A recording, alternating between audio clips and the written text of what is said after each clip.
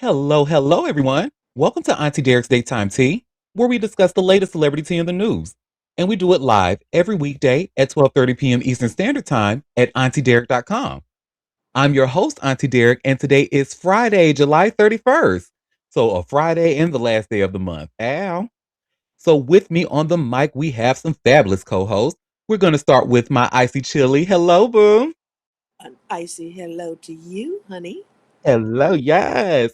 Next, we have our gorgeous moon. Hello, boo.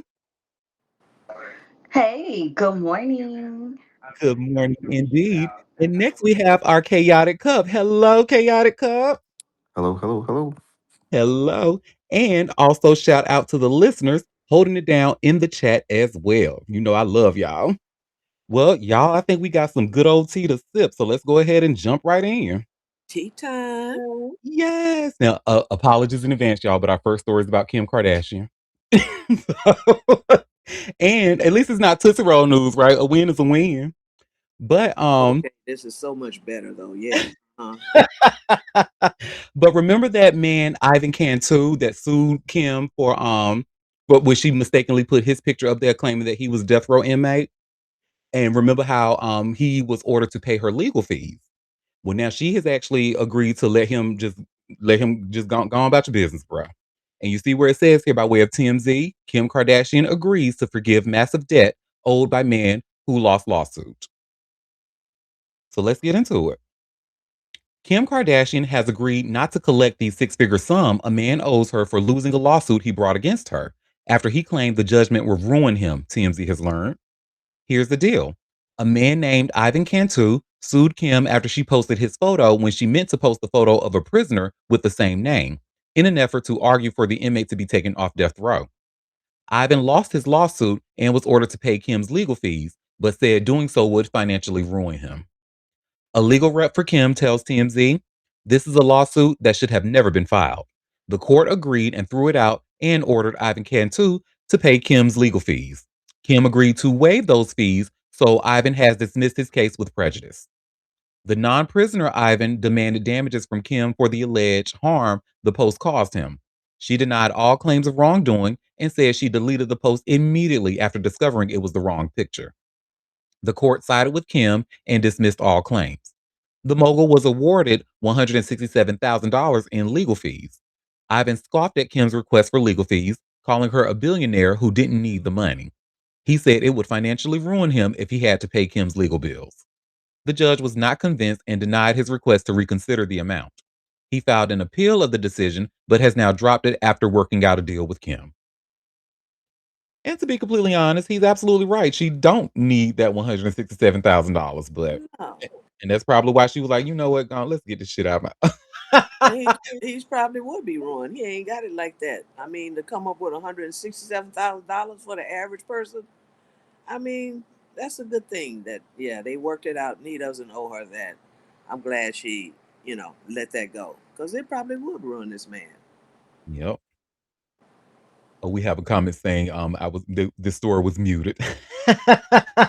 Shut up, Ho. Well, go ahead and keep it muted, honey, because the next story we have is about Kim's offspring, her daughter North.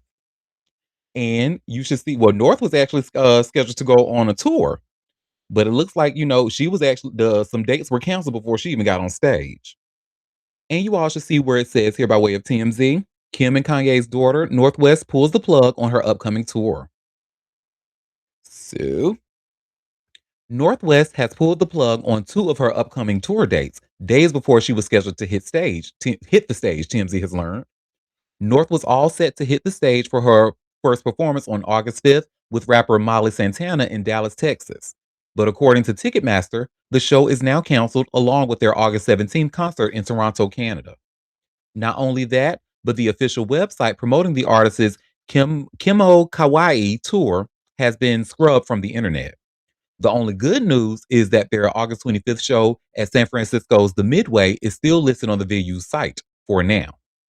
As you know, North is the 13-year-old daughter of Kim Kardashian and Kanye West.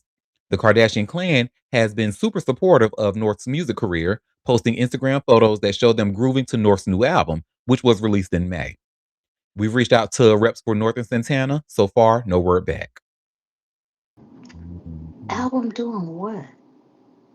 I think she's a rapper. I haven't heard any of the Um, and I'm not okay. going to listen to it. I'll let y'all the people tell me about it, but yeah. We have a question saying, "Wait, Ray J is still alive?" Yes. And we have a story saying well, a comment saying, "Next story, please and thank you." I don't know why she's coming to your city. She'll be at your city, honey. That was the only one that was not canceled according to this story. Well, that is that on that, girl. Disclosure time, when we talk about certain people, I always want to give the disclosure. We here at Auntie Derek's Daytime Tea are not the news. We just read it. So we want no smoke with anybody involved in this story. Big U, honey. Y'all know about Big U. We've talked about Big U here on the show before, pretty much, and that is not the one that you I think the U stands for don't underestimate him. Cause girl. But you all should see I have just shared here by way of all hip hop. Big U charged with trying to murder witnesses from jail. Girl, let's get into it, honey. Big U is facing 7 fresh federal charges that paint a picture of a man willing to orchestrate violence from behind bars to silence witnesses against him. The Rolling 60s neighborhood Crips leader and music executive Eugene Henley Jr., who's 59, was hit with the new indictment on Wednesday, and prosecutors say he's been soliciting fellow inmates to murder or seriously injure a federal witness who's set to testify at his trial. This isn't just another charge in an already massive case. This is desperation. Big U's been locked up since March 2025, awaiting trial on a 43 count racketeering indictment that includes murder, extortion, robbery, wire fraud, and human trafficking. The new charges add 2 counts of solicitation to commit a crime of violence, 2 counts of witness tampering, 1 count of conspiracy to transport someone for prostitution, and 2 counts of wire fraud. Prosecutors are arguing that Big U has been running what they call a mafia like organization out of the Big U enterprise, using his gang connections to intimidate businesses and individuals across Los Angeles for decades. The witness tampering allegations are particularly damning because they show Henley still trying to control the narrative from a jail cell. Federal prosecutors say he's been reaching out to inmates, trying to get them to handle his problem. That's the kind of move that tells you everything you need to know about how serious this situation is for him. What makes this case even more complex is Henley's history in the rap world. He helped launch Nipsey Hussle's career and was known as a community figure, but prosecutors say that's all been a cover. They claim he's been accused of defrauding athletes like Shaquille O'Neal and Draymond Green by convincing them to donate to a charity, then pocketing the money himself. He's also accused of killing Las Vegas rapper Rayshawn Williams in January 2021 over a disrespectful song, then dragging the body off Interstate 15 and leaving it in a ditch. Big U and 6 other defendants are scheduled to go to trial in February 2027, and if he's convicted on the racketeering conspiracy count alone, he could face life in prison. A hearing on a motion to suppress wiretap recordings is expected to be scheduled in the coming weeks. Bro.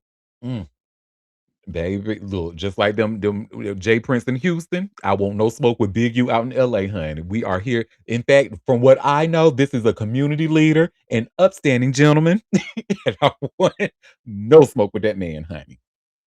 The girl trying to get I mean, but are we surprised based off of the things that we've heard about him? I'm not surprised even a little bit, but what I am surprised about is that he got caught. So that's that on that child. Ooh, what we got next? What we got next? Oh, so this is for my love of lockup fans. This story actually just broke not too long ago, right before we just started recording. But someone by the name of Letitia Collier, and chill, does this person look familiar that I'm about to Yes, show? yes, I used to watch that show. I'm like, So you know her, honey. Well, you see where it says here by way of TMZ, love of lockup star Letitia Collier sentenced to 15 years in prison on for in forgery case. Raw. yeah, no surprise. Ooh. Well, this starts. Love after lockup star Letitia Collier's not going to love this. She's going to prison because she was just given hard time in her forgery case, TMZ has learned. An Iowa judge sentenced the Love After Lockup star to 15 years in prison, her punishment in the case accusing her of scamming clients of her financial firm. Letitia was hit with felony charges of forgery and identity theft last August. Prosecutors say she used her tax prep and bookkeeping business to access clients' money and personal information. Prosecutors dismissed the identity theft charge. Her Love After Lockup story followed her relationship with Keith Collier, who was doing 14 years for distributing cocaine. She's had her share of legal issues too. They were both busted in November on drug charges. Now, Letitia is the one going to lock up. Girl, she's pretty, really pretty. Mm. Well, that's that on 15 whole years, honey. See, and this is my girl. Y'all, I'll never understand. Like going into being in a position, right, like that, and then going into taking people's information and thinking you're not gonna get caught. Like, okay. Well, now she got 15 years to think about it. Yeah, Yeah. she was. Her boyfriend was the one that was in prison. You know, she was on the outside of the Love After Lockup, and now look at her. You know, it's like, girl, Mhm. I don't. Why, I don't know. Why do people think they won't get caught? You doing this kind of crime? Yeah, girl, not smart. Not smart at all. Well, child, speaking of somebody else facing 15 years in prison, Dean the Great. Remember, we've actually talked about this before and that incident he had with that young woman on the yacht. Well, you all should see where it says here by way of TMZ, Dean the Great and his crooked nose facing 15 years in prison after alleged robbery on yacht. So let's get into it. Streamer Dean the Great is facing serious prison time after being charged with felony robbery, TMZ has learned. According to court documents obtained by TMZ, prosecutors in Miami also charged Dean, whose real name is Nuruddin Shabazz, with a misdemeanor battery over an alleged May 27th incident involving a woman and a yacht. A female acquaintance called cops after she claimed he got physical with her after a verbal altercation on the boat. She claimed he kicked her off the yacht because other men were trying to talk to her after he warned her not to entertain anyone but him. The alleged victim claimed Dean grabbed her forearm to prevent her from recording their interaction.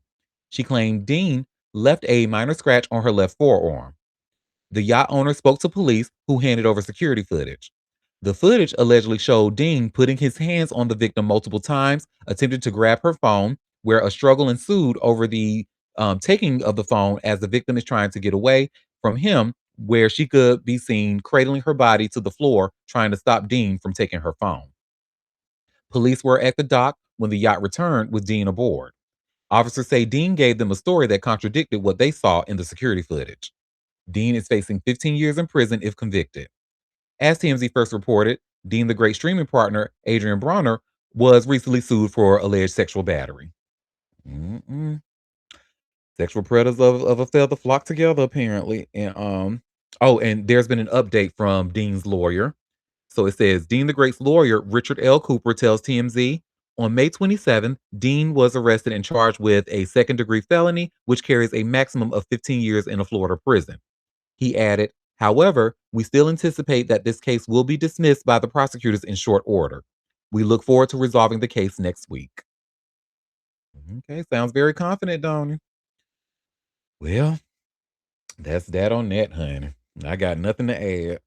A predator being predator, honey.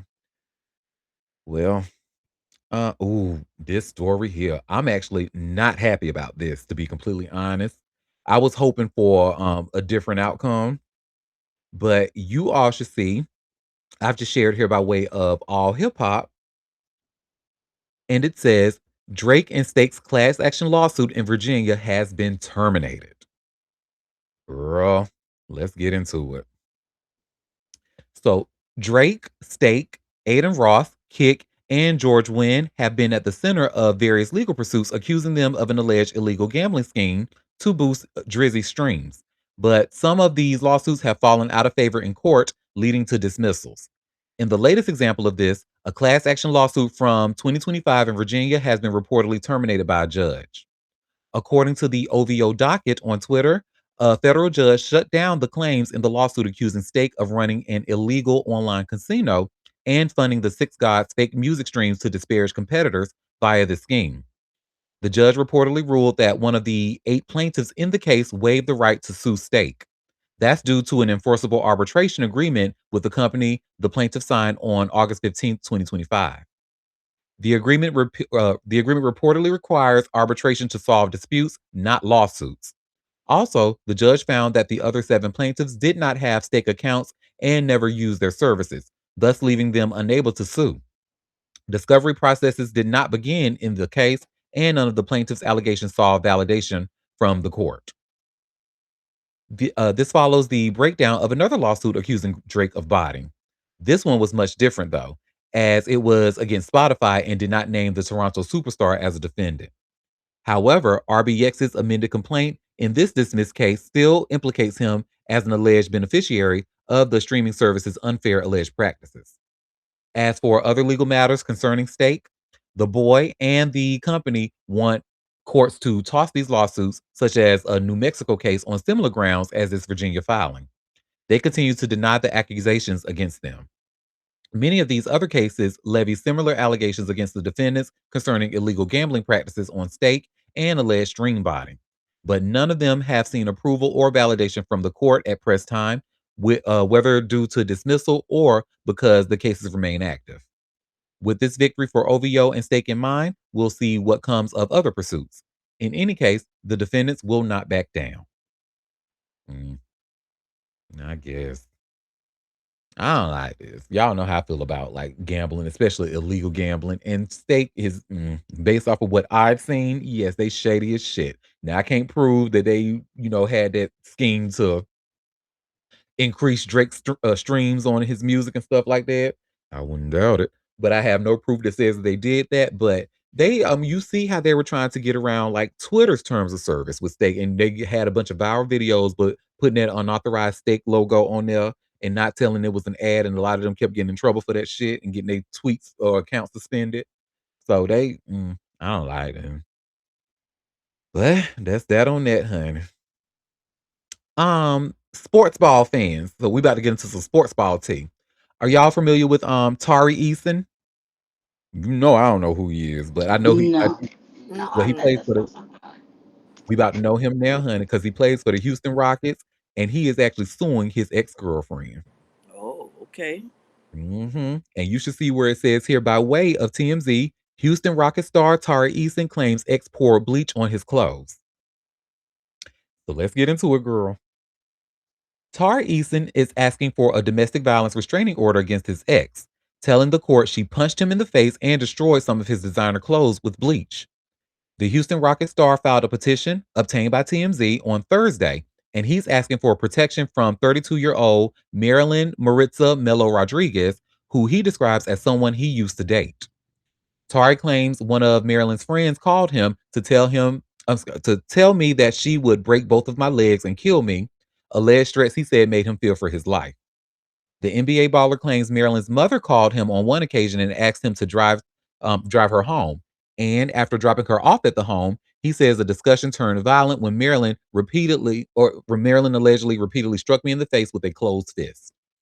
He says after he left her, Marilyn went back to his Airbnb where he alleges she took all my clothes and poured liquid bleach on them, ruining them. He claims she caused $92,000 worth of loss in personal property. Tari is asking a judge to order Marilyn to stay away from him, his home, his work, his car, and any arena in California where the Rockets might play. Tari is entering his 5th year in the NBA. He's averaged 10.4 points and 6.3 rebounds per game in his career. And then this story has an update as well. The update says a source close to Marilyn tells TMZ she disputes those portrayals and contends they are false, misleading, and intended to damage her reputation while diverting attention from her allegations of harassment and emotional distress. She maintains that these publications do not accurately reflect the events as she experienced them. I sense this is about to get messy. Messy, messy, messy. So, He okay, did the right thing. That's how you do it. I'm a victim. Help me. Look, don't put your hands on women. Call the law. that's Have the right. law deal with her. She crazy. That's what you need to do. Put her on blast. Amen. Get her, put her out there. That part. Yup, I'm with it. So Yeah. So now you not in the wrong. You not out here looking crazy for putting your hands on a woman. You not jeopardizing your career because there are crazy women out there. Great. Yes. Very true. So this is protecting you, your assets, your loved ones, everything, your legacy. That's the way you do it. Call the peoples on her. exactly, especially when I thought about if she's sending threats that she gonna break my legs, you gonna break my money makers. Oh girl, you got me fucked up. Excuse me, please. I need a restraining order. Police. I'm a look. Y'all need to turn into these white women. Mm-mm. And that he Come did. get I'm her. proud of you, Tara. He said, I fear for my life. I know that's right. Exactly. Exactly. That's how you do it. And I believe Miss Marilyn, she absolutely did go to the Airbnb, took his clothes, and poor Bleak baby, that's an old school way to get back at a man. Well, that's that on that. And I will certainly follow this story when more information comes out. Y'all, let's talk about Brittany Griner, honey. This is another story that just broke before we started recording. I was actually talking to Chili about it. Or I was like, girl, well, honey, how about Brittany Griner done filed for divorce? And you all should see I just shared here by way of people. Brittany Griner files for divorce from wife Sherelle, who helped fight for WNBA star release from Russia. Just Girl, let's like a get nigga. into Just like a nigga. Damn.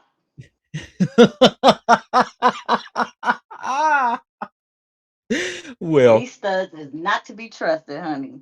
listen, okay. I love listen. I love my girls, but you know y'all ain't shit. Most of them will tell you they ain't shit. So but Brittany Griner and wife Sherelle Griner are ending their marriage. The WNBA star, who's 35, filed for divorce in Fulton County, Georgia, on Thursday, July 30th, according to court records obtained by People. The couple have been married since June 2018 and have been separated since July 24th, 2026, according to the court documents. Previous news reports stated the two have been married since 2019. Brittany, the petitioner in the divorce, called their union irretrievably broken. She and Sherelle, who's 33, who met when they were students at Baylor University in Waco, Texas, share a 2-year-old son, Bash. Wait, not Mhm. wacko. Uh, Not wacko, Texas. how you say it? Waco. Oh, Waco. Waco residents, I am so sorry. I'm glad you. Oh my God, I didn't even hear that. Girl, let's go to Wacko Tent like I was watching Animaniacs or something, honey. What was their Right. name? Wacko, Yakko, and Dot. Okay, carry on. My bad. Well, let me see. It says in the filing, Brittany is seeking joint legal custody. A representative for the Connecticut Sun star did not immediately respond to people's request for comment. The Atlanta Journal Constitution was the first to report the news. Sherelle, an attorney, was an advocate for her wife after she was detained and imprisoned in Russia in February 2022 when vape cartridges containing cannabis oil were found in her bag. Brittany was charged with smuggling narcotic drugs into the country where marijuana is illegal and received a 9-year sentence 6 months later. 4 months after she was initially released, the Texas native was released from Russia prison in December 2022. People spoke with Sherelle at the time about getting her wife back. I had thought about that moment 1,000 times and I thought I would be full of tears, Sherelle said, but I was overwhelmingly happy. It was the first time I was able to finally exhale. And I'm like, oh, thank God, this is such a great day. Well, I'm sure she's not saying that now. Oh, honey. Damn, that's fucked up. I mean, I guess you're not obligated to stay with somebody even though they. Damn, damn, dog. Damn, you couldn't work it out. She said, Brittany said it was irretrievably broken, honey. And usually when the masculine person files the divorce, like that means they done. I mean, done. And then what's not lost on me, baby, it says they separated on the 24th of this month and immediately filed for divorce on the 30th. Mm, We have a comment saying after all they've gone through, they're divorcing. Yes, honey. right. I'm like, but it went to be worked out. What the hell? Maybe they have been trying. Oh, it's just so sad. So Mhm. sad. She said, "I just can't try no more, honey. It is irretrievably broken." Don't that just sound terrible? Like, what, either irreconcilable differences or irretrievably broken, honey. It just all just sounds so we just cannot get it together. So we need to Damn. move forward. Well, that's that on that, honey. I hope it doesn't get messy, and she wants joint legal custody for the kids. So, mm, Okay. All right. Damn. I thought they was gonna be ride or die forever. yep, same here. Well, honey, let's talk about some more sports ball news. Paul Pierce. He in court fighting over them because he's like, listen, I could pay child support, but you just want too much, princess. Damn. Fuck him. Raggedy ass. And you should see where it says here, NBA, excuse me, NBA legend Paul Pierce and his raggedy ass is fighting ex's 30 K child support demand. So this starts. Ex NBA star Paul Pierce is fighting his ex Princess Santiago's plea for a massive monthly child support check, claiming his income is about to drop drastically this year, TMZ has learned. Paul filed court docs opposing his ex's request for $30,000 per month in child support, plus another $100,000 for legal fees in the case. In his filing, Paul points out he hasn't played in the NBA since 2017 and does not earn like he used to. His career earnings were over $200 million. Paul said his income has steadily decreased and his employment with Fox Sports 1 ended in 2021. He said he will keep getting payments from the network until September of 2026, and then his income will be reduced by nearly one half. He said his reported income for 2025 was $1.5 million. The former NBA star said he also has substantial ongoing financial obligations, including four other children he supports. He pays $20,000 per month in spousal support and another $24,000 per month in child support. In his paperwork, Paul said he is willing to provide support to Princess for their newborn, King Pierce. The NBA legend asks for joint legal and physical custody, while Princess asks for sole custody. Paul said he has been voluntarily paying $5,000 a month in support. He pointed out Princess earns over $400,000 a year in income and does not have limited financial resources as she claims. In his filing, Paul said Princess often texts him long messages about topics unrelated to their kid and even harasses his girlfriend. Paul proposes he pay around $4,145 per month in support, which is a far cry from the amount she's requesting per month. He also claimed Princess's claims about his personal life and alcohol use are nonsense. He said, "I have lived a quiet and stable life with my girlfriend. I do not drink to excess." Mm-mm. So that's that on that, honey. He said, "I'm about to lose a bunch of money, and I'm already paying 20 for something." And I think what Princess wanted, based on the story that we read the last time, was looking for somewhere like a little under $30,000 per month for her newborn. So, but what I didn't How know that he was paying her 5,000 a month. how much fucking money do you need? You know, I understand when guys have money that you would have a bigger child support payment than the average person. But $30,000 and you making money, she's Per month is crazy. ludicrous. It's It's crazy. crazy. And see, this is what gives these broke niggas. This is what they think their situation looks like. Hmm. Like they're like, I'm giving you $100 a month. That should be enough. You just trying to live good off of that. Nigga, $100 a month, please. Honey, 30,000. That baby don't need 30,000. She baby, and the makes girls I enough know ain't even money. getting $100. They getting like Right. $40 checks, $44 checks and shit from them Amazon checks. Yeah, This is and then part they of be why up they here. feel this way. Yeah. And then they get and then you hear these celebrities and these women asking for this astronomical amount of money and they want to liken themselves to them and it don't be the same. It don't be the same. But yeah, she's out of pocket. She makes money. She's not.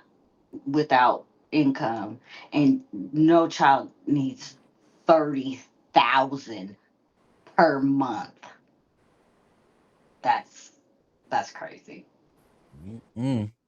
Honey, and she named that baby King, honey. She had high hopes, have high hopes for him. She was like, "Give my baby his money." I Mm, mean, you got the nigga after he was in the NBA, girl.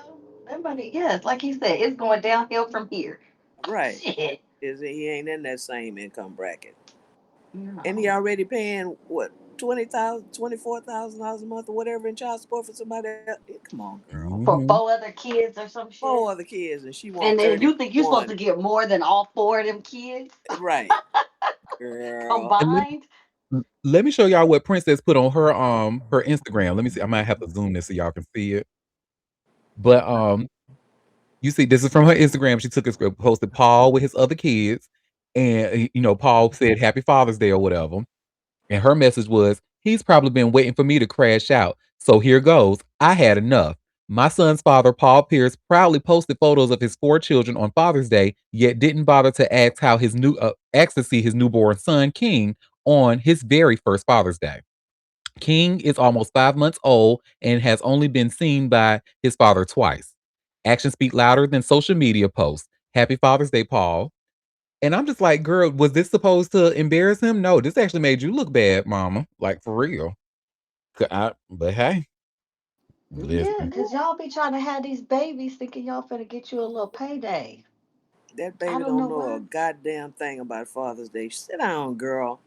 It's He's with the kids that can really respond and enjoy and appreciate Father's celebrate. Day. Yeah, now when the baby get a little older, maybe he'll be there on his first birthday or second birthday or whatever. But just to type this kind of stuff out, we They don't want have no attention, sympathy, girl. We child. don't. We don't. No. And We could really Mm-mm. it be Shouldn't like have had maybe a baby by him anyway. y'all think she might be going through a little postpartum depression with this possible? no, Oh, she was like, no. yeah. This is I'm gonna let you. bitter I'm gonna baby, stay. bitter baby Yeah. mama bullshit is what this is, Hmm. and I don't. This is I don't like it. Keep this shit Very off the true. internet. Deal with this man in private about your baby Hmm. because the Hmm. children are going to grow up, and the internet lives forever. Stop with the bullshit. Stop it. I agree. Just And shit, extra. don't put me in a position to have to feel sorry for a straight man. I already feel icky. Especially Paul Pierce. Fuck Like, him. I don't like him at all. Cause he is so problematic in itself. Girl. But you mhm. lay down and let that man shoot your club up, thinking you probably was gonna get a payday. Girl, nobody cares. Well, that is that on that. If any new information pops up, I'll definitely update the group.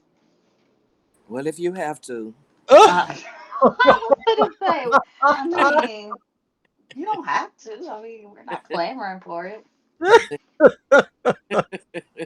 But I hey, just hate the bullshit. I really, there are children involved. Come on, get it together. You chill. want him to They be pay using more these for kids your at child fun, chill. Mm-mm. than 4 other children. He's not making that much money anymore. Like, let's be realistic here. And then you have income. So, I'm not Chill, getting on the soapbox. chill. You I'm I'm know. I'm not I'm not. Move along. Well, we have and speaking of updates, we have a new update on Eric Bieniemy's son, the one who shot his mom Mia. Oh. Oh, okay. So I have just shared this article here from TMZ and Eric Bieniemy's son to undergo competency evaluation. So Um, Mm. Kansas, Kansas City Chiefs coach Eric Bieniemy's son, Elijah Bieniemy, will undergo a competency evaluation as he faces serious charges in the shooting of his own mother, Mia Bieniemy, with a judge granting a motion on the matter Thursday morning. The 27-year-old's public defender claimed Elijah is dealing with mental health issues and unable to assist in his own defense. Elijah did not appear in court for Thursday's hearing, nor did any member of the Bieniemy family, according to Fox 5. Elijah was charged with malicious wounding, use of a firearm in the commission of a felony, and discharge of a firearm inside a dwelling after his mother, Mia, was shot at their family home in Virginia on July 26th. He is currently behind bars and being held without bond. 57-year-old Mia was shot in her arm and shoulder with a projectile traveling across her chest, reports stated. She is no longer in the ICU and is in stable condition. Chiefs head coach Andy Reid told reporters earlier this week. Eric has yet to publicly comment on the shocking incident, and it remains unclear what led to the shooting. Yeah. So his public defender is saying, honey, I don't think he's mentally stable enough to go to trial at the moment. Yeah. And Can we argue with that? I don't think we can argue with that because anybody that can shoot their own mama like that, you know something. They ain't all there. right. And honestly, I don't expect the husband to come out and say, "Leave him alone." He don't have to say nothing. Y'all can read the news. Leave them people be. They gotta deal with that emotional situation. Yep. We got all we need to know. And he's locked up currently, and I hope they put him in a mental facility Yep. that outside of jail. He needs Sound like that's that where type. he's going. Yeah, that he needs that. Hmm. I'm just glad she didn't die, Right. and I hope you recover soon, Miss BME. Yes, and with her Yes. cute self. That is a cute woman. She just look like I don't know her, but based off of the pictures I see, she just look like she's a lot of fun. And I'm glad. I'm just so glad it wasn't a fatal shooting. Oh, goodness Same gracious. here. But am I crazy? Because the article that we read on Monday made it seem like it was a fatal shooting. That's why I It was did. surprised. Yeah, so I'm just glad it wasn't. Well, honey, let's talk about some sports beef. And to be honest, it's probably a one-sided beef, really. But Oh, Cameron said, honey, he ain't fucking with no Patrick Ewing. And Patrick you all, Ewing, the basketball player. yes, girl. Same Can he go sit atmosphere. down? Like, what the fuck? Well, Why y'all would they even know each other? go because he pretty much said that Patrick Ewing was acting like he was Michael Jordan's security guard, and he ain't like that. But Ugh. you all should see I just shared here by way of hot new hip hop. Cameron explains why he lost respect for Patrick Ewing over Michael Jordan club encounter. So the video is about maybe 2.5 minutes long.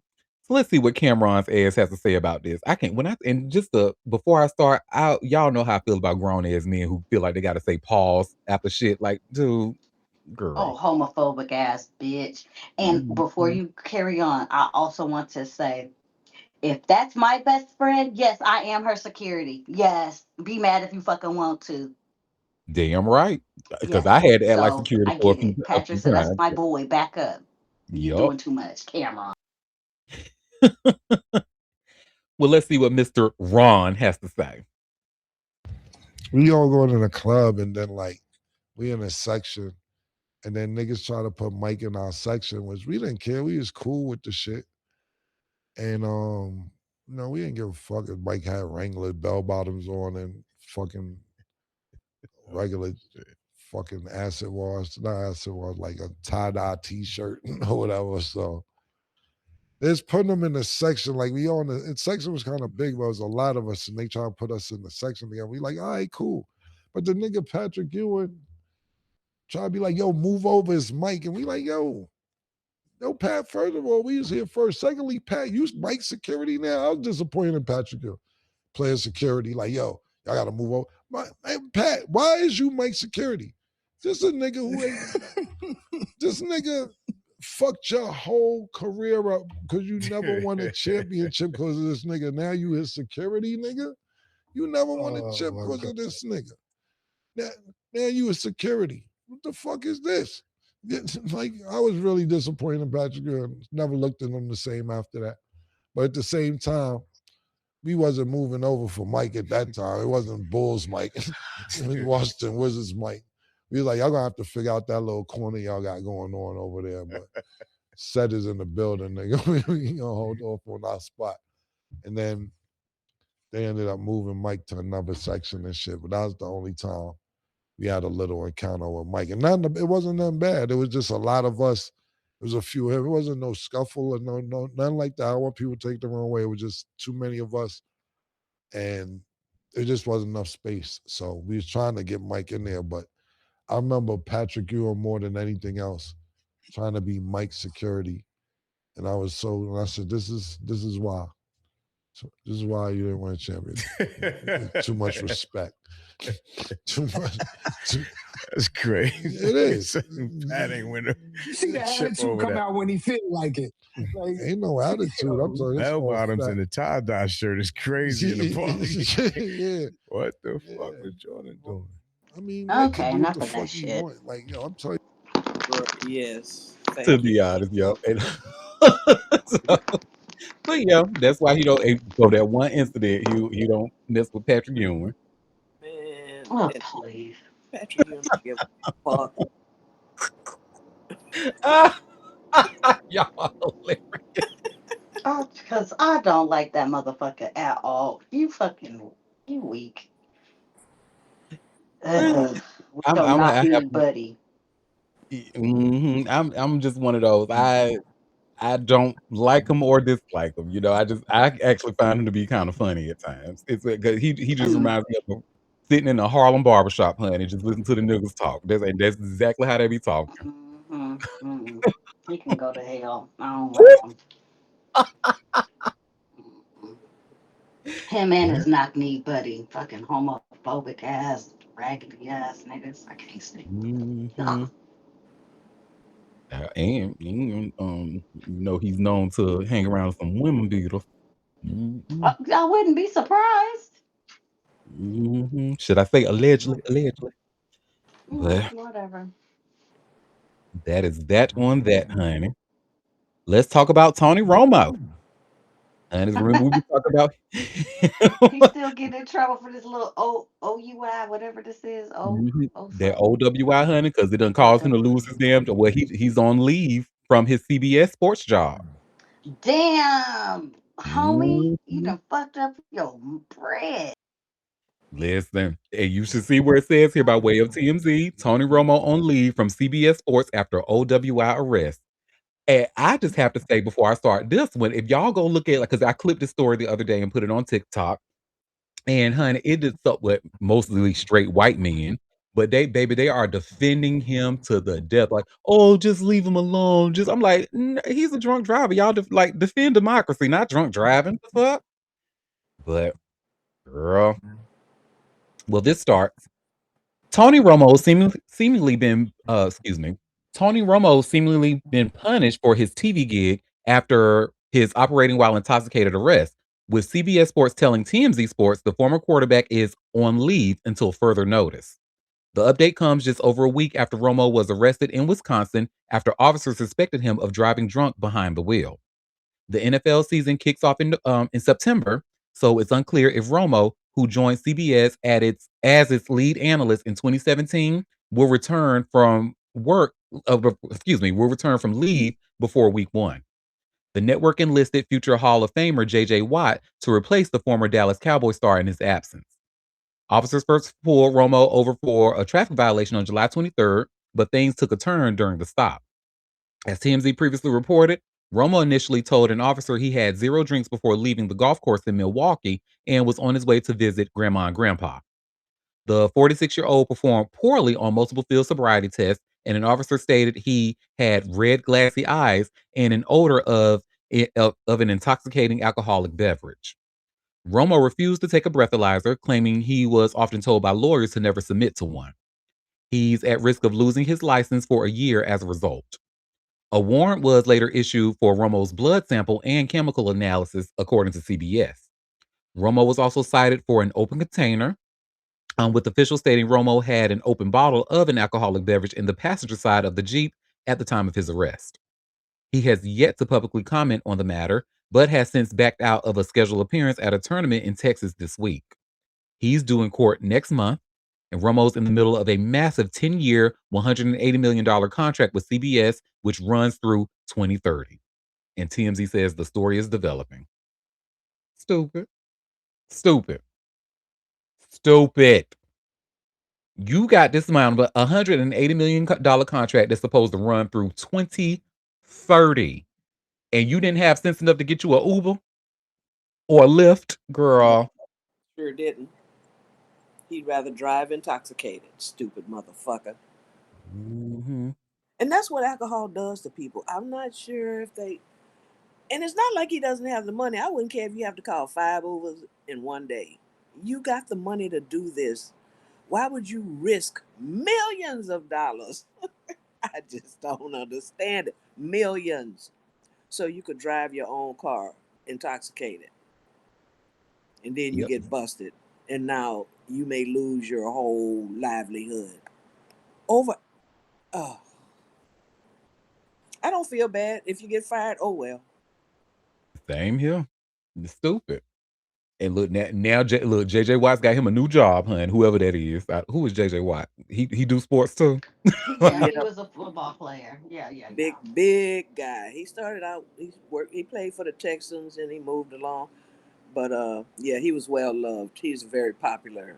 Just a nice person. Good Nice. personality. Doesn't seem to Um, be an alcoholic as of yet. So, no, very upstanding. Just nice. Love the fans. The fans loved him back wherever he was. Just a nice guy. So Oh, I just yeah, googled him. He's an Aries. Oh, yeah, he's a. oh.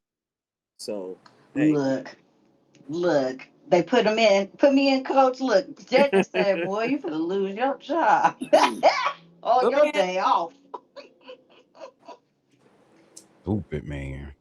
He finna go in there, show up and show out. That's what's finna happen. That's what I would do. They gave me an opportunity, bitch. You losing this job. Maybe I'm about to be the best analyst y'all ever seen up in this motherfucker, hun. I'm about to secure this bag. and You he ain't hear gonna be me?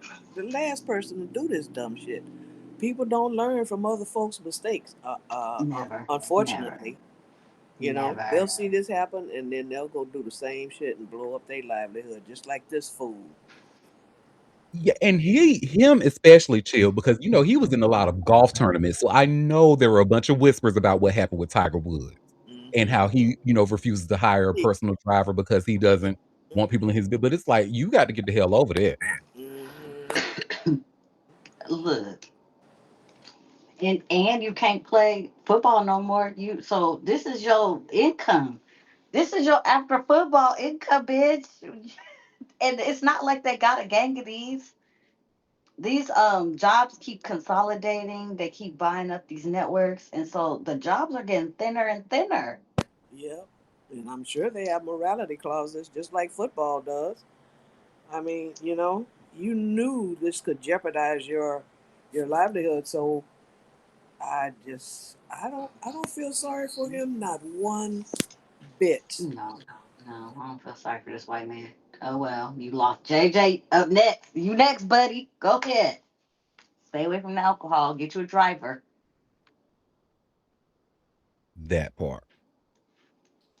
Well, that's that on that. If any new developments come, I will certainly update everybody. If he gets his job back, maybe, which I don't think is going to happen. Oop, we have a comment saying give his job to a minority athlete. I know that's right. Okay. Well, minority. He just shit. What's Ryan? Ryan out here looking. Let's see. Oh, yes. Yeah, get it to him. Give it to Ryan. I hope that man is having a great day. Well, somebody who won't be having a great day, honey, clavicular. When I didn't know how to say his name, I thought it was clavicular. But clavicular, that looks maxing person that we've talked about here before. Oh Mhm. yeah. Okay. Yeah. And girl, y'all should see where it says here by way of TMZ. Clavicular's alleged female battery victim wants to see his streaming contract. Uh-oh. Let's Uh-oh. get into it. You in trouble. Hmm. Well, the woman suing Clavicular for sexual battery is making moves in court to see how much money he earns from his deal with streaming company Kick, TMZ has learned. According to court docs obtained by TMZ, the alleged victim, Alexandra Vasilnevna Mendoza, is trying to get Kick to produce Clav's contract. Alexandra claims Clavicular plied her with alcohol and had sex with her while she was a minor and injected her face with a non-FDA approved drug called Aquilix without having a medical license. She claimed the alleged injection took place on Clavicular's live stream. He denied all claims of wrongdoing. In new docs, Alexandra claims she is still waiting for Kick to turn over the contract. Alexandra also claims she has witnesses to back up her claims. She said Clavicular is an adult with more than 1 million followers and targeted a vulnerable minor from a troubled background. Clavicular previously denied the claims via his lawyer, Steve Kramer. The attorney told TMZ these are allegations only and remain unproven. Clavicular denies the claim and disputes the characterization of events. He will respond through the appropriate legal channels and intends to vigorously defend himself. It'll be interesting to see if Alexandra gets her hand on Clavicular's contract, and they say to stay tuned.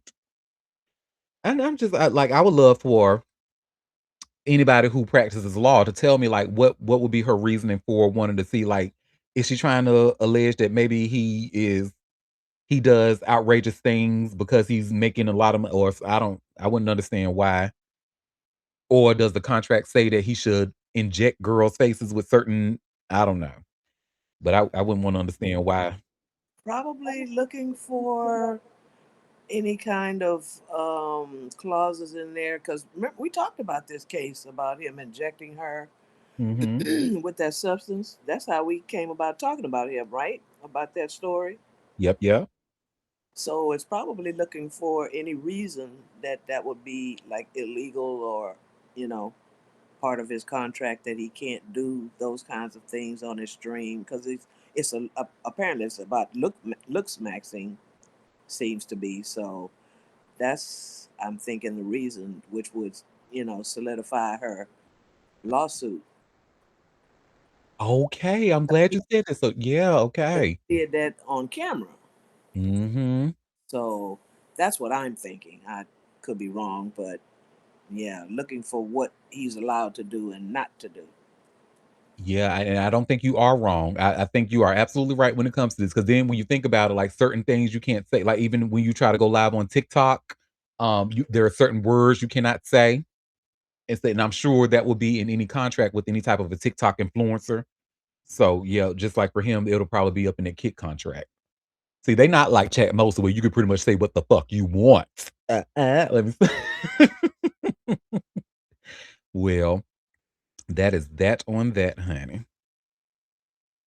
Boy George. Let's talk about him. So are y'all familiar with the musical Jesus Christ Superstar? Yes. I've heard Okay. of it, yeah. It's actually pretty good. I had it when they played it on TV. I watched it. It was pretty good, baby. And that's when I found out that Sarah Bareilles, that girl got that's a singing ass white lady, honey. But I have just shared this story here from TMZ. Boy George drops out of Jesus Christ Superstar amid pro-Israel song backlash. So let's get into it. What? Mhm. Boy George is bowing out of the upcoming London production of Jesus Christ Superstar just days after releasing a pro Israel song, which is getting tons of heat online. The singer's manager, Paul Kimsley, announced the change on social media, saying the decision was made with the utmost respect for the show's producers, creative team, and cast, while also apologizing to fans who had purchased tickets expecting to see the Culture Club frontman perform. Paul went on, George has never been afraid to stand by his personal convictions, and I have always respected him for that. Equally, I believe it is my responsibility to make decisions that are in the best interest of my artist while also showing respect to others. He added he felt it was right to step aside, allowing the production to remain the focus while ensuring everyone involved can move forward with mutual respect and goodwill. George was expected to perform in Jesus Christ Superstar as King Herod from August 3rd through the 15th at the London Palladium, starring alongside Jesse Tyler Ferguson, Richard Armitage, Simon Russell Beale, Leighton Williams, and Julian Clary. It's unclear who will replace George. In case you missed it, George upset fans earlier this week when he dropped his allegedly AI generated pro Israel song. And I can't see, but it says the song title translates to We Will Dance Again. Some of the lyrics that upset people include You say genocide, I say war. When you're attacked, that's what the army's for. Does it get ugly? You bet it does. when I know you want to kill every last one of us. He has not addressed his exit from the show, but pushed back at the backlash he received about the song on Twitter, saying, when will you realize you're doing nothing? It's a fucking joke. I am even falling out with Jewish friends. This madness knows no bounds. Mm. Wow, not Boy George. You Ooh, made a song saying that bullshit? a AI generated song at that. Well, fuck you forever. And we have a comment saying, boy, George, you're disappointing us, but you're a Brit. Your ancestors are behind this mess. Wake it up. Wake it up." You know what? We like George Michael much better anyway. Okay. Okay. Mhm. And who was that? Oh, Robbie Williams. Do y'all remember that thing? What came out where Robbie Williams had that monkey movie that came out about his life, and a lot of people across the pond were really shocked to know that a lot of Americans really didn't know who Robbie Williams was. Like, I was like, well, y'all mad at us? They didn't play him like that. As a millennial, I certainly didn't see a lot of Robbie Williams music or videos and stuff. So, but yeah. That's that on that. I wonder if they have just out of curiosity, the production of Jesus Christ Superstar that I saw. I forget which channel they played it on, but I do remember John Legend was a part of it, Sarah Bareilles, and the guy who played Terry Silver on Power. I forget what is his name, his real name. Let me do a quick Google. But I actually learned he can sing by watching it. I was like, oh, he can sing and sing really well. He better work. So Terry Silver Power actor. Okay. Oh, so his name is Brandon Victor Dixon. So Brandon Victor Dixon, very talented actor. So, well, that's that on that, honey. Boy, George, you keep on disappointing us. I mean, I be trying to tell you all about white gays all the time, honey. They most of the time they tend to 9 times out of 10 they will disappoint you. So, oh, y'all, this story here, another case we've been following. And, I feel like I kinda maybe expected this outcome. I don't know why, but Howard Stern, remember his ex-assistant was suing him for a hostile work environment? Well, Yeah, guess what happened? he settled. Well, no, he won it. And you see where it says here, where it's by way of Entertainment Weekly, Howard Stern wins hostile work environment legal battle against assistant. Yeah, well, he's mega rich, so hey. Mhm. Well, Howard Stern's motion to dismiss a lawsuit filed by his former executive assistant has been granted by a judge. Uh, New York State Supreme Court New York State Supreme Court Judge Melissa A. Crane ruled in the shock jock's favor on Wednesday, stating some of the claims made by Leslie Kahn are moot, according to legal documents obtained and viewed by Entertainment Weekly. Defendant's motion to dismiss the complaint is granted and the complaint is dismissed in its entirety, ordered Judge Crane, with costs and disbursements to defendants as taxed by the clerk of the court, and the clerk is directed to enter judgment accordingly in favor of the defendants. Entertainment Weekly has reached out to Stern's legal team and an attorney for Khan for comment.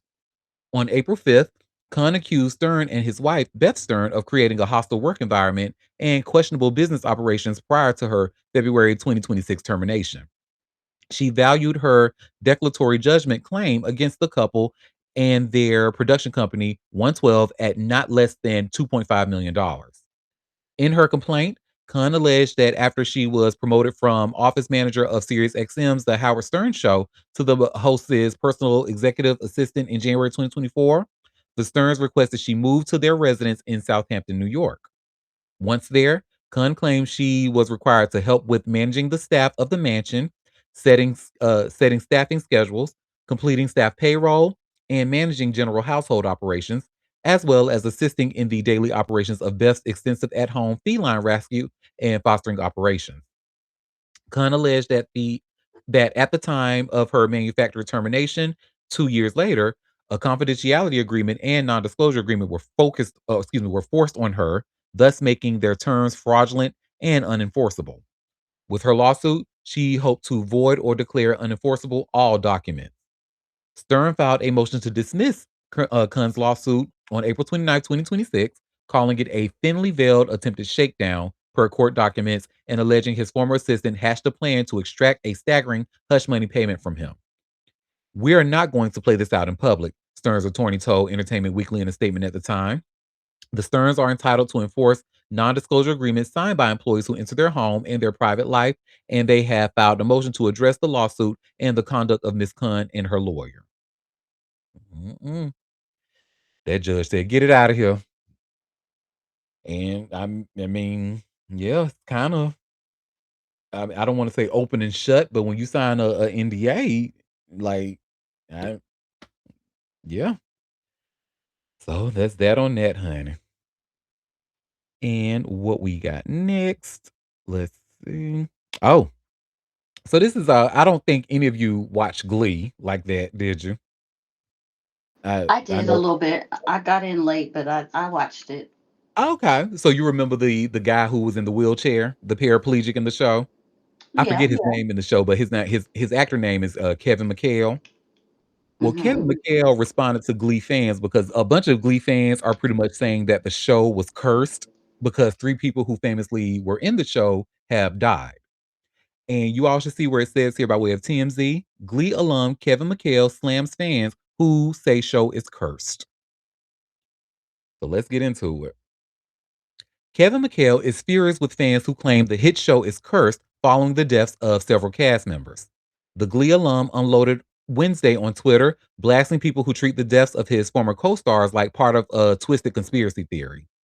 Let me log off today because the way too many of you talk about real people who have passed as a sacrifice or curse in regards to a TV show is fucking diabolical and untethered from any sort of humanity or reality, he wrote. He added, "Get fucked." 3 prominent Glee cast members have died since the show premiered in 2009. Corey Monteith died from an accidental overdose in 2013 at 31, while Mark Salling, died by suicide in 2018 at 35 ahead of his sentencing on a child pornography conviction.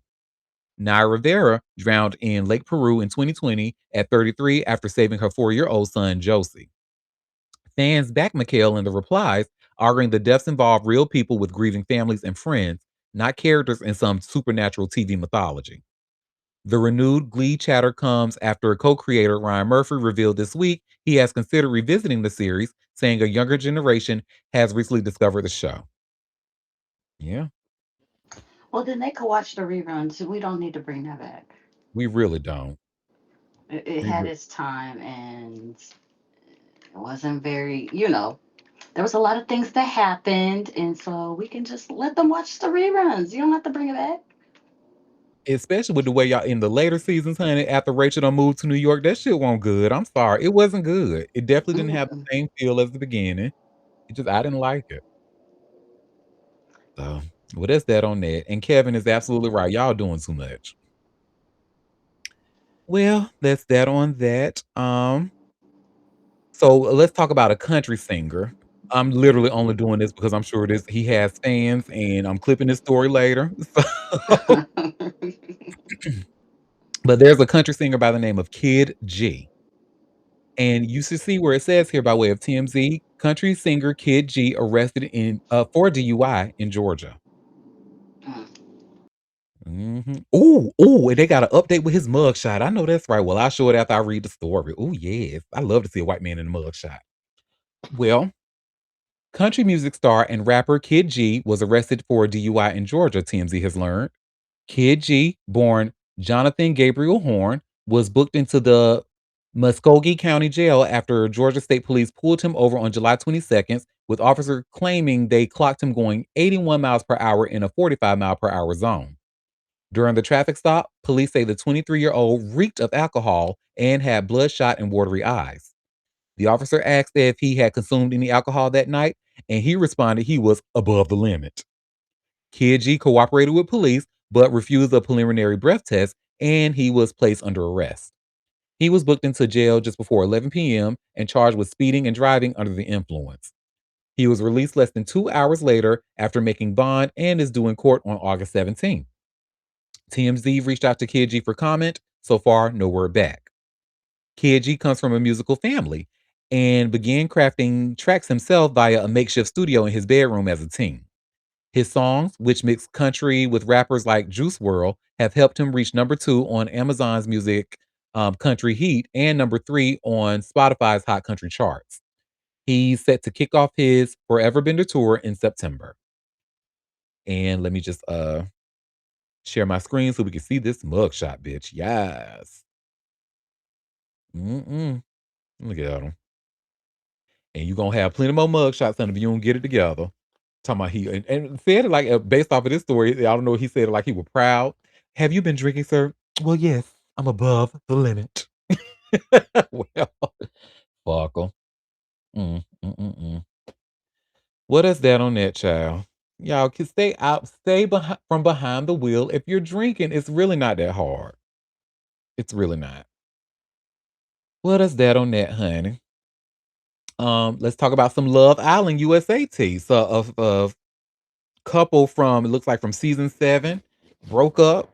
They look black. It looked like a black couple, but let me get this People article. Oop.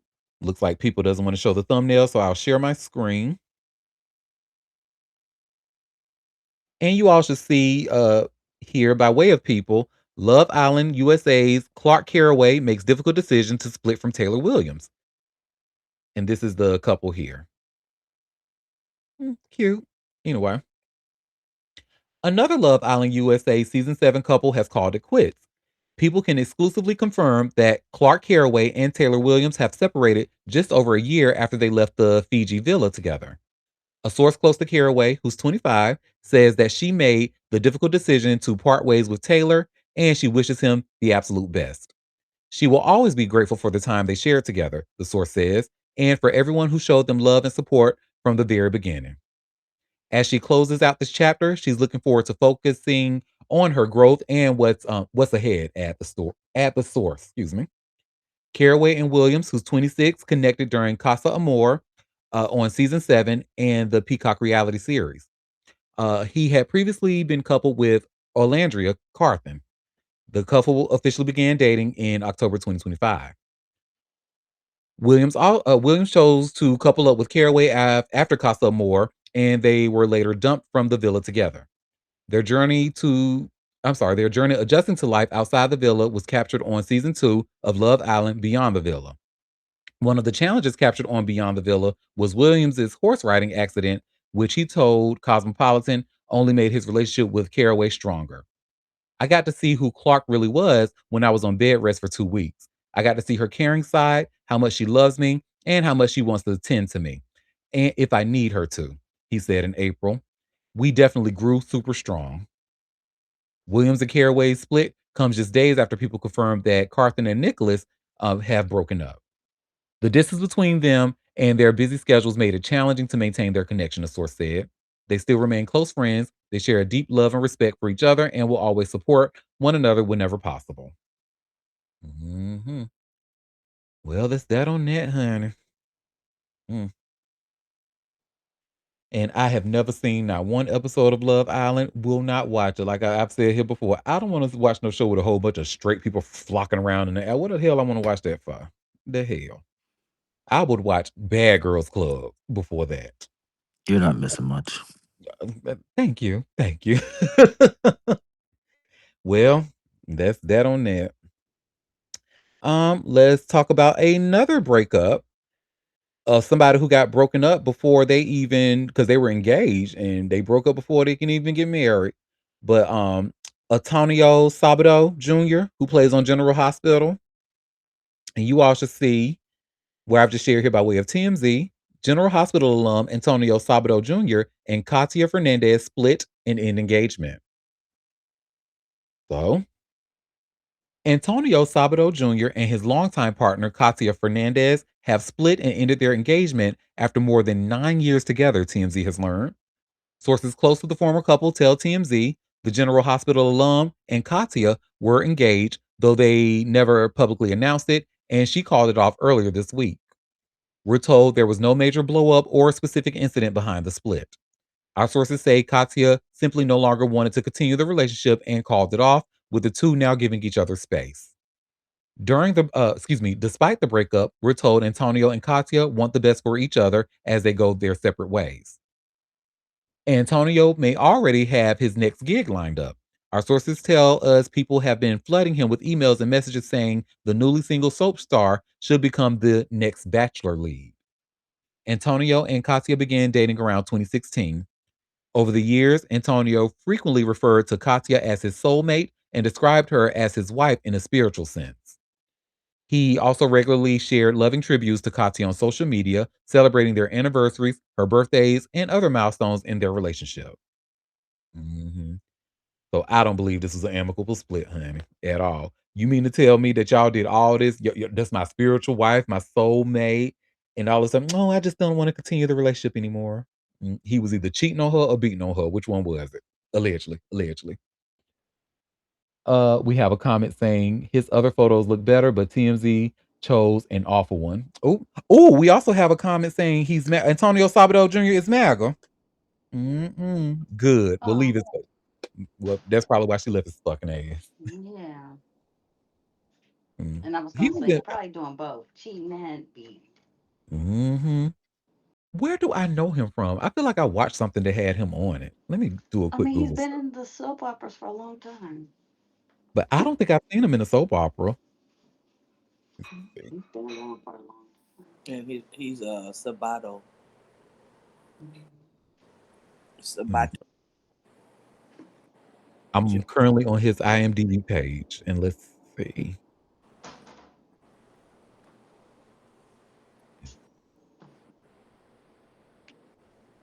Mm, I know it was something on here I used to watch. I'm looking through his resume. He been around a minute. Mhm. Mhm.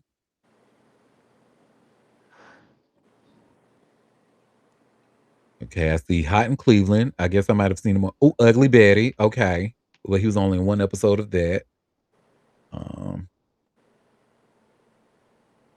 hmm, I get. Yeah, I mean, he just pop up, you know. He ain't nothing too special. But he's Yep. been around for years. Car. And if he's MAGA, definitely. Yep. Well, that is that on that, honey. Well, speaking of other people who've been around for a while, Tori Spelling. And Oh, yeah, honey. I mean, been around for a while. Well, she actually had a 90210 rewatch podcast called 9021 Oh My God that she and Jenny Garth were doing. Well, baby, she has exited that podcast, honey. And I'm gonna have to share this story right by sharing my screen because it doesn't have a thumbnail, but it's an Entertainment Weekly story. And you all should see where it says here Tori Spelling exits 90210 rewatch podcast with 2 seasons left, and Jeannie Garth to continue without her. Damn. Well, Tori Spelling has exited her Beverly Hills 90210 rewatch podcast with former co star and co host actress Jennie Garth. In an Instagram live viewed by Entertainment Weekly earlier this week, Spelling confirmed she will no longer be part of the 9021 Oh My God podcast because she wants to pursue other projects. She encouraged fans to keep listening to Garth's recaps and asked them to stay tuned for more. Spelling and Garth were in the middle of recapping season 8. Um, and it says fans reacted to the news in the comment section of a separate Instagram reel shared by the podcast's official account, speculating about reasons for Spelling's departure. Weird way to handle Tori leaving the podcast. They don't mention it on the actual podcast, but she announces it on a live video with Brian Austin Green, one user wrote. I mean, they were nice about it and encouraged people to keep listening to the podcast. But if everything was completely amicable, it seems like she'd announced it on the podcast and they could wish her well and say goodbye. Instead, it's this weird thing. Entertainment Weekly has reached out to representatives for Spelling, Garth, and 9021 Oh My God distributor, iHeartMedia, for comment. The 9021 Oh My God podcast, which launched with Spelling and Garth in 2020, has made headlines numerous times in the past, including after an April 2026 episode. saw Spelling reveal that a famous Oscar-winning actress was moved to tears when she was let go of the project after joining season 8 in 1997.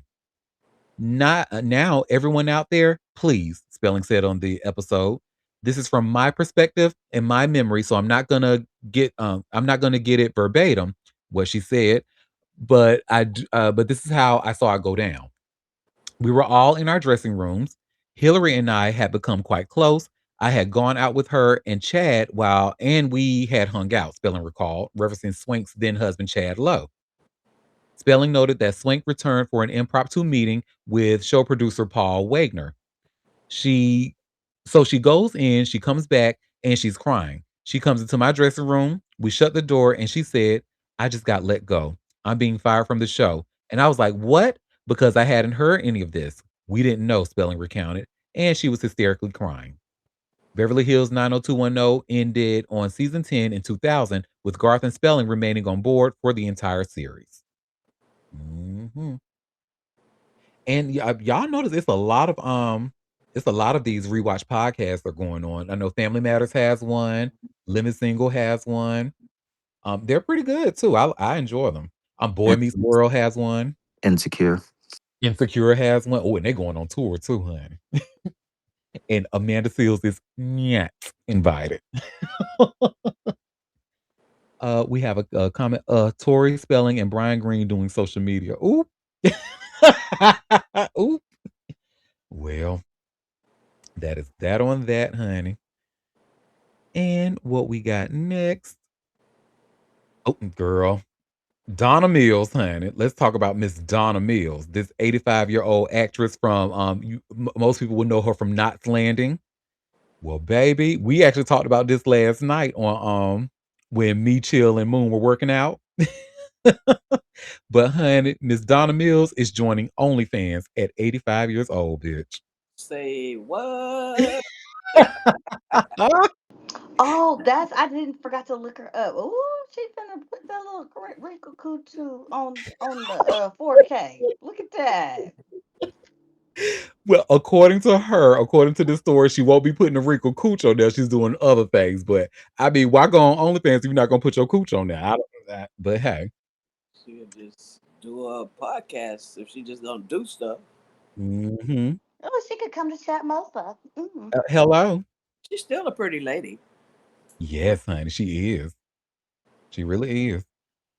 Well, Donna Mills, one of the best known television stars of the 1980s, thanks to her role as Abby Cunningham on the CBS primetime soap Knots Landing, is throwing fans a surprise by joining OnlyFans at 85 years old. I've always appreciated the incredible support and encouragement I've received from my fans over the years. Social media has been a wonderful way to stay connected, but I'm excited to join OnlyFans because it offers the opportunity for a more personal and direct connection, Mills said in a statement to Variety. The actor will be sharing moments from her daily life, behind the scene glimpses, and engaging with fans in a more meaningful way on her new OnlyFans account. Adding, it's simply another platform to spend quality time with the people who supported me throughout my career while staying true to who I am. This is not about changing who she is. It's about giving her longtime fans more access to the personality, style, and behind the scenes moments they already love. Added Andy Bachman, CEO creator of Creators Inc. Donna has always been fearless and ahead of her time. She told me, YOLO, let's do it. And that perfectly captures her attitude. She's approaching OnlyFans on her own terms and creating a space that feels authentic, personal, and completely true to her. Mills got her television start in 1966 with a supporting role on the CBS soap opera The Secret Storm. Her role as Madeline Reeves on the ABC soap drama General Hospital won her a Daytime Emmy Award for Outstanding Special Guest Performer in a Drama Series. Mills's recent film roles include Joy, Nope, and Origin. Hollywood talent has been flocking to OnlyFans in recent months. American Pie and Scary Movie star Shannon Elizabeth launched her own OnlyFans profile in April and earned her more than $1.2 million in her first 7 days on the platform. She told People magazine that one of the reasons she was pivoting to OnlyFans was because she was growing tired of working in Hollywood where other people control the narrative and the outcome of my career. My name is Earl Emmy winner Jamie Presley, shout out to her, launched her own OnlyFans profile a few weeks later, explaining, I've always believed in evolving with the times. This is another way for me to connect directly with my audience on my own terms with creativity and intention. Yeah, I mean, and I totally get oh my God, this comment. We have a comment calling her Sabretooth Pussy. Oh my God, I was not ready. But yeah, I mean, I guess. And yeah, because OnlyFans is not only for adult content. Most people go on there to use it to connect with their audience and stuff like that. But I just kind of feel like with its reputation for that, it's but hey, like they said, Miss Donna Mills has been ahead of her time. So maybe she will change the OnlyFans narrative. Who knows? That's that on that. Well, and I think also it's for the fans to see you as instant monetization rather than relying on clicks and views and things like that. You have to sign up with money just to be able to, view the OnlyFans. So maybe that's a part of the appeal of it as well, even though it has the reputation, like you say, for people doing, adult type content. That's not all that's on there, but that's what we see promoted. People who follow you and my OnlyFans content, free for 1 week and all, that kind of thing. We don't see people advertising, oh, I'm doing recipes on OnlyFans. You know what I'm saying? We don't get those kind of people following us. So yeah. And most time people, when it comes to recipes, the only thing I'm cooking up is this puss. So, Drink. so I know because it was later in the episode. I'm like, I don't think I said puss yet. People starting to feel sober. I can't have that. Well, that's that on that, and congrats to her. Yeah. Okay, so this next, I have 3 more stories left. This next story, I have so it's actually a video clip that's about 2.5 minutes long. My people in the comment, Hammy said this video is 2 minutes too long, but so India Gantz, I think that's how you say her name, India Gantz. She is actually the winner of Cycle 23 of America's Next Top Model. For those who don't know, this was the only cycle that Tyra Banks did not host, and they incorporated where fans could vote for the winner. This came out back in 2017. I watched it faithfully because I'm a huge fan of the series. So India has actually come out and she's pretty much telling people what wins were real and so pretty much what she received after winning and what she didn't receive. And I thought it was pretty interesting. So give me 1 second. Let me share my screen and we'll see what India has to say about this. Let me refresh so we can see from the beginning. America's Next Top Model in 2017, and I'm going to tell you guys which prizes I actually received and which ones I did not. First, the $100,000 prize money. Yes, I did receive that. I have a lot of videos talking about that. I received straight up a check that said $100,000 on it. It was such a surreal moment. Taking that to the bank, I had to go through all this special security and stuff because as somebody who made so little money before that, just receiving a check out of the blue for $100,000 looks a little sketchy. So they had to, make sure I wasn't doing something crazy. The next prize was a spread and paper magazine. Yes, this was true. Excuse me. It was so cool to walk around New York and see Paper Magazine on the newsstands and just open it up and flip through and be like, oh my God, there I am. The last prize was the VH1 talent deal. And this one, now I'm not going to say I straight up didn't receive it because they offered me a couple things, but what I had in mind and what they kind of sold to us is not what I received. So when they were saying VH1 talent deal, in my opinion, that was I'm going to get called to do hosting gigs. I'm going to get called to be a guest judge on a reality TV show. I thought I was going to be getting these really cool, on brand opportunities, but let me tell you what they offered me. So like I said in some of my other videos, after the show, I got signed with the same management as Rita Ora and Winnie Harlow and BB Rexa, a bunch of these big celebrities. And they were really trying to craft this sort of brand around me. So when VH1 came to me and offered me to go on that Cooking with Snoop Dogg and Martha Stewart show, my management at the time was like, that's not on brand for you. And looking back, why would I not do that show? I mean, that is once in a lifetime. I would have loved to go on that show. They also asked me to be on Hip Hop Squares, but that one they also said was not on brand for me. I didn't know that show either, so I didn't really have like a desire to go or not to go on that show. But the Cooking with Snoop Dogg and Martha Stewart one, come on, that would have been really cool. So I got those two offers and those two offers only. There were no acting opportunities, no hosting opportunities, guest judge opportunities. Because my management said no to those two opportunities, I didn't do anything with the VH1 talent deal, which is kind of unfortunate. I would have loved to be a guest judge on Drag Race. Like, I still would love to be a guest judge on Drag Race. I feel like I know the drag world well and I could give good critiques and things. So I don't know, maybe it could still happen in the future. But yeah, so I got the first two prizes and then didn't really get anything with the last one, or nothing came of it. So, I'm gonna go ahead and tell you right now, baby, you will not be a guest judge on Drag Race because they're gonna bring that to RuPaul's attention. They're gonna say, "Who?" Especially with the unspoken beef between Tyra Banks and RuPaul about because pretty much it's been said that RuPaul stole his whole concept from Tyra's America's Next Top Model and stuff. So yeah, it's not gonna happen. But yeah, that was actually really interesting. And pretty much it sounds like her management put her in a position to fail, basically. What do you mean that's off brand for Snoop Dogg and Martha Stewart? That's everybody's brand. Are you kidding me? Now, Hip Hop Squares, I can understand because that was a whole bunch of niggatry on there, which I enjoyed. That's actually one of my favorite shows on VH1. I really like that. But I couldn't see her doing that one.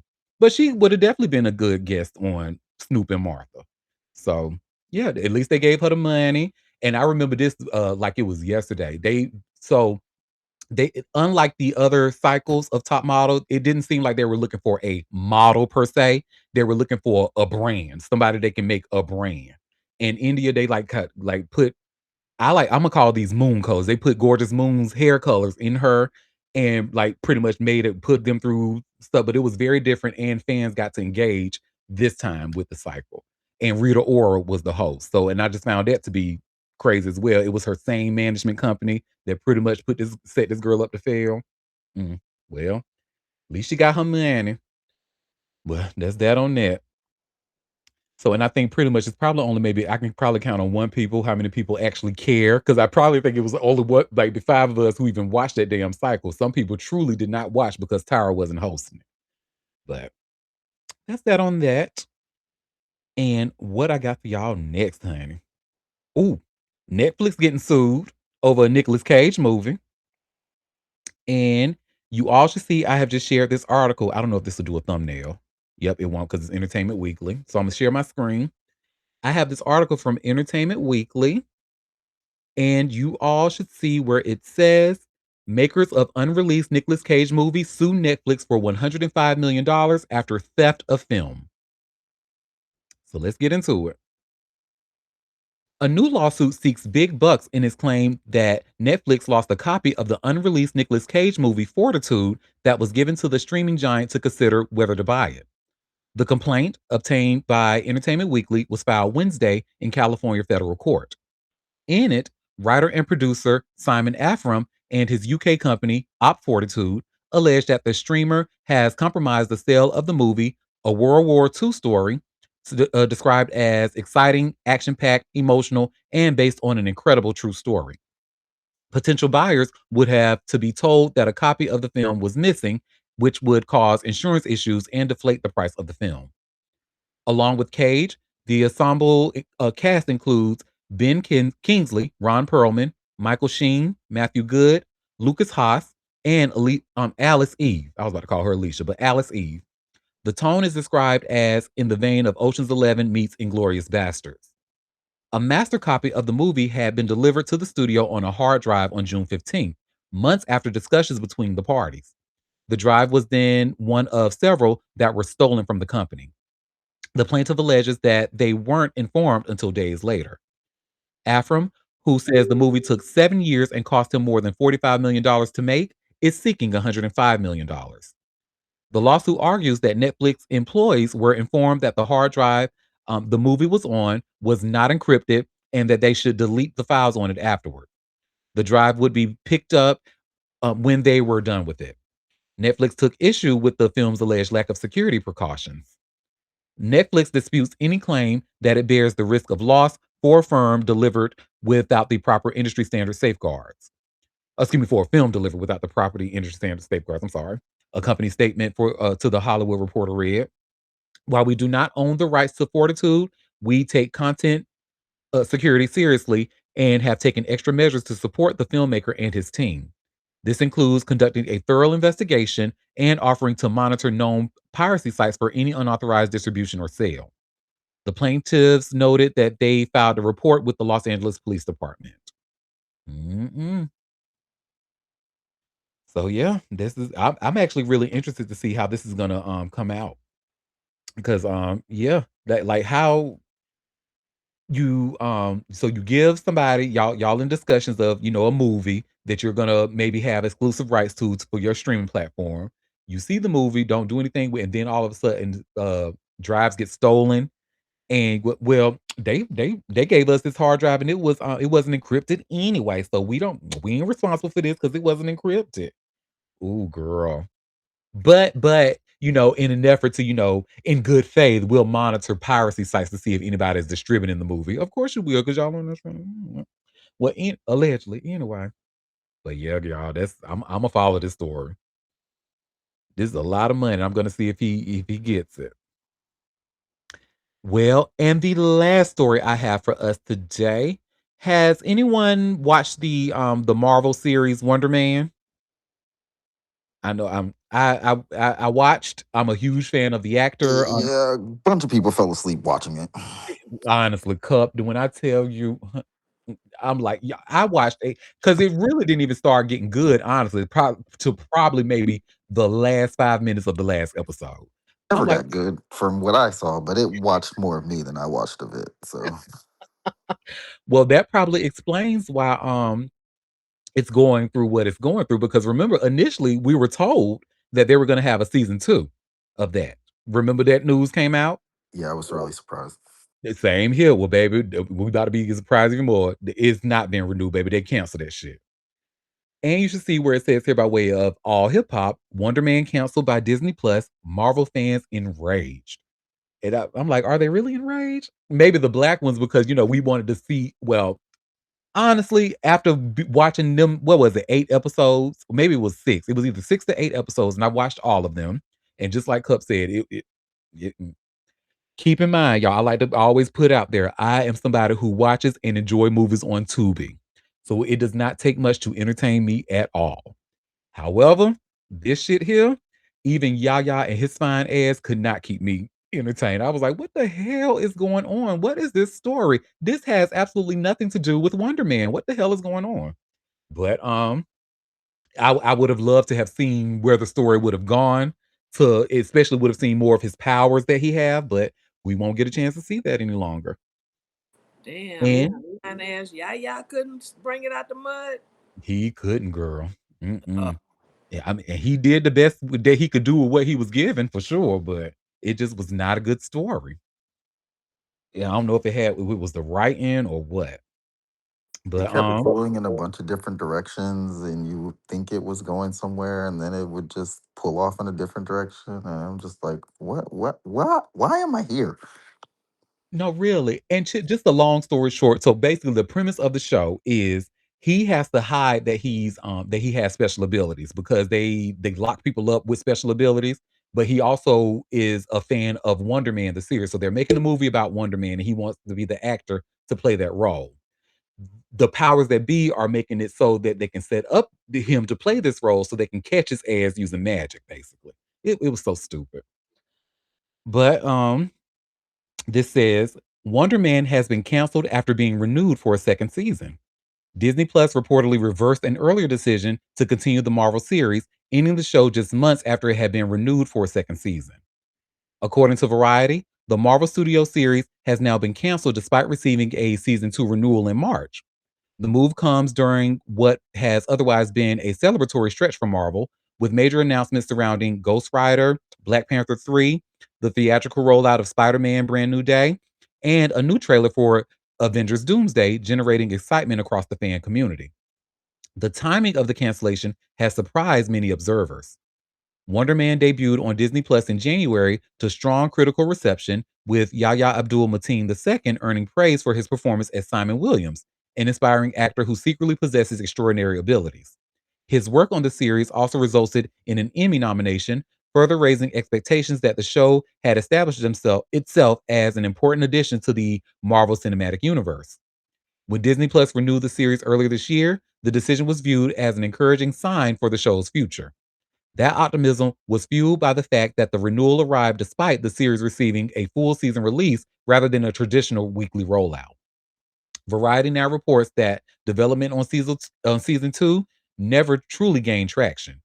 According to the outlet, a writer's room was never assembled, and the show's writing staff has since moved on to other projects, suggesting production plans never advanced beyond the initial renewal announcement. Yaya dropped an Instagram note for his supporters and fans. Word just dropped that Wonder Man won't be coming back for season 2, and if you don't know, now you know. That's life, right? Everything will shake out. I wanted to say thank you to everybody who watched the show, enjoyed the show, and shared that they enjoyed the show in some way or the other. The show worked, and that's my favorite thing about it. I could see it on the faces of the YouTube reactors, because I watched along with y'all this time. Shout out to y'all. And I can see in the messages I get saying how the show reminded some of you to not give up. And I feel it in the genuine love shared when I bump into some of you all during the day. So, thinking of you all today, I'm glad we got to be part of something cool. Thank you for watching, and see you at the Emmys with his fine self. Anyway, while the cancellation closes the door on another season of Wonder Man, there's still reason for Marvel followers to remain hopeful. Variety sources indicate that Simon Williams and other characters introduced in the series could continue their stories elsewhere in the MCU. That possibility extends to Trevor Slattery, played by Sir Ben Kingsley, whose return was among the show's highlights. If those appearances materialize, Marvel would preserve the characters even as the standalone series comes to an end. Wonder Man could eventually surface in the future films or Disney Plus productions instead of continuing as a series. Don't be giving us no false promises. But it'd be nice to see him come back though. Let me just show y'all this picture that he the only nigga I know that can make sipping a straw look sexy, honey. How you look at that. I ain't never seen nobody look that good sipping a straw, honey. You better work. Well, that is that on that, honey. And Wonder Man season 2 will not be coming back. Even though I didn't particularly enjoy season 1, I would have absolutely watched season 2 just to see how they were, just like the cup said. It was so many directions that they took us. Like, what the hell is going on? Maybe, and I was hoping that season 2 would maybe kind of solidify it. Similar to, do y'all remember Homecoming? Homecoming, I think in this room, I feel like maybe Libra Queen was the only one who watched it, but Homecoming with Julia Roberts, season 1 was a little confusing, but they kind of got it all together in season 2, and we understood more of the story. So, and that's that on that. Well, you all, that was all the tea that I had for us on this lovely Friday. So before we head out and before I wish you all a fabulous weekend, did any of you have any tea that you wanted to share or any tea that I might have missed? I did that now. Sorry. I don't know where it's at. Hold on. Give me a second. You know, be taking my mic. Give- Yep, yep. Thank you. All right. And then I see in the chat, Chelsea Handler slams Joe Rogan $82 million salary after Forbes named him highest paid podcaster. Listen, don't even get me started, honey. 4 months. And in fact, I want to say since what, October of or November of last year, I have been very vocal about black women especially not being in the podcasting spaces. I've said this, and I've even offered free consultations. Now, I have consulted with a couple of people, but unfortunately, it's just their podcast never materialized. So it's fine. Like, if you realize that it's not for you, and that's one thing. But the fact that and then I saw, like, some other people saying, "Oh, well, there are Black women podcasts, but people aren't just sharing them more." Baby, y'all can share the shit all day, and it's still not gonna move the needle. The reason I'm telling you that is because I had actually had to read I wanted to make sure I had the receipts to back up my claims, and sure enough, the numbers show that only 7% of Black women represent, the hosted podcasts. And so I have been very vocal about helping Black women getting their own podcast. And now look, Forbes don't release the list, and not one woman of color is on that motherfucker. I try to tell y'all. I literally try to tell you. So now we need to fix that. We need more so that oh we we have a who is paying Joe Rogan $82 million? Handler commented on Forbes Instagram post promoting the article. Give Who's the that to our Spotify? vet, huh? Spotify's paying him 85 million. Mhm. MAGA. Yeah. Wake it Yeah. up. To give it to our vets, our children, 82 million to be completely uninformed and to say whoopsie doodle every time he's wrong, which is frequent. Mhm. Frequent Yep. on a regular basis. I can't find. I should have wrote it down. I didn't write it down, and I don't remember whatever it is. Sorry. Oh, no worries. And this is the article that Happy is referring to is by way of Entertainment Weekly. Let me back so I can share my screen. Yeah. Chelsea Handler slams Joe Rogan $82 million salary after Forbes names him the highest paid podcaster. Mm, yuck. They have the actual list on here, in this article. No, but Imma see if I can find it for y'all, 'cause it baby, let me see. Paying all that money to be putting out misinformation. Jesus Christ. Ugh. Mhm, Horrible. and s baby, the names on this list, honey, like, we should all be, like, very, very offended. Like, Joe Rogan is number 1. Let me share this screen. So, Joe Rogan number 1, John Coogan and Jordy Hayes is number 2. So number 1, 82 million. Number 2 is 70 million. Stephen Barrett, 45 million at number 3. Ashley Flowers, 42 million at number 4. Will Arnett, Jason Bateman, and Sean Ha girl, and we heard Jason, Bateman, honey, about his podcast and shit and how he be saying to people and pretty much promoting that Christa fascism. Who else? The crazy thing is, he ain't even as bad as his sister, who is actually MAGA. Mhm. He's Uh, actually the reasonable one. That's crazy. and y'all see Mel Robbins. So Mel Robbins, like, she's actually been dominating the podcasting space for a long time, for a very long time. So I'm actually surprised that she's this low on the list, at number 6. Well, she's a woman, so Mhm, and we don't start seeing no color until number 10, which is Charlemagne at 27 million. yeah. I mean, of course, all these white men up at the top. Of course. Of course. I Mm, mean, it's like everything else in this fucking world. and I we have mean, a comment. talk radio just became YouTube podcast. Yeah, Yeah.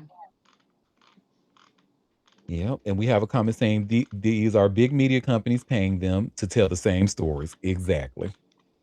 Yep. Yes, white men. White men version.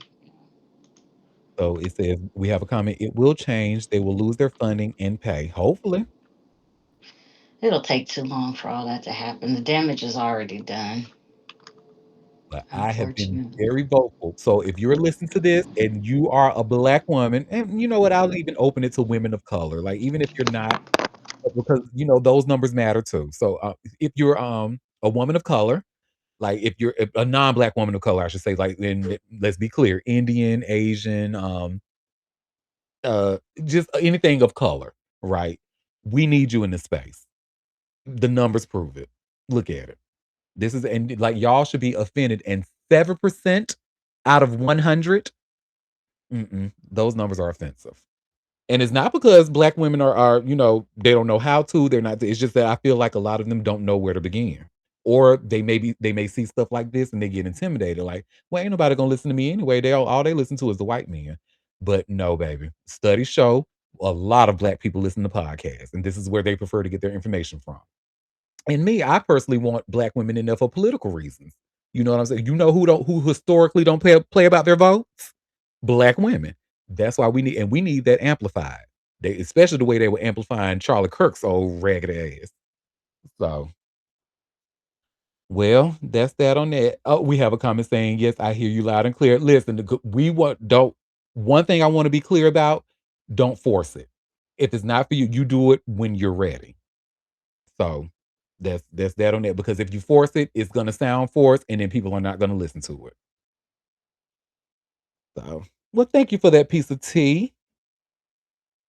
Look, why starting Auntie Derek is good now. It takes time to build the foundation, like in Minecraft. Oh, girl, don't even get me started. I'm scared about that Minecraft girl because Auntie Derek is going to be playing the games with the Gen Zers. I can't wait. They're going to be teaching me some things, but yeah, that's gonna be something, hun. I feel like my teacher's gonna be very. He's gonna get frustrated with me. Like, okay, did you just do that stupid shit? Why did you do that? I don't know. It looked like it was fun to click. I don't know. But yeah, so well, y'all, like I said, that was since we have nothing else, I'm gonna go ahead and head out. So thank you all for taking time out of your busy day to come and sip tea with me.